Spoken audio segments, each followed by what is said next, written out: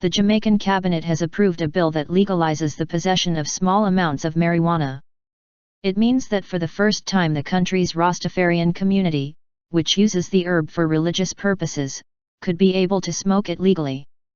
The bill also envisages a licensing authority for the cultivation, sale, and distribution of marijuana for medical and therapeutic purposes. It goes to the Senate this week for approval. The bill also proposes that the smoking of marijuana will be banned in public spaces. Decriminalisation spreading. South and Central America and the Caribbean countries have been battling the impact of drug trafficking and drug use for decades. Cocaine and marijuana produced in the region is transported through many countries, their citizens turned into consumers by the trade.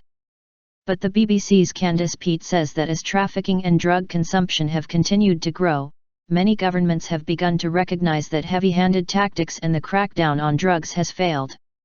Elsewhere in the region. In Mexico, Colombia, and Argentina, marijuana possession in small amounts was decriminalized a few years ago, and Argentina is drafting a set of proposals to loosen restrictions on possession.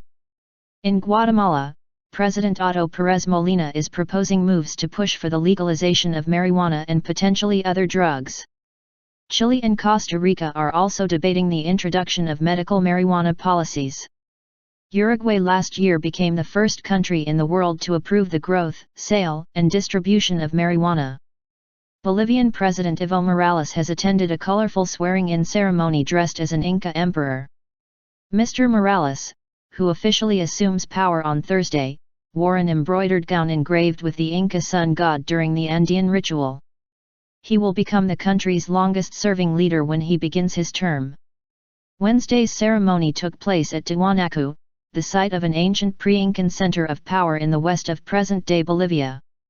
Mr. Morales is the country's first indigenous president and has been in office since 2006. He remains hugely popular among indigenous people, who make up almost two-thirds of the country's population, but his critics accuse him of authoritarianism and of wasting money on dubious projects.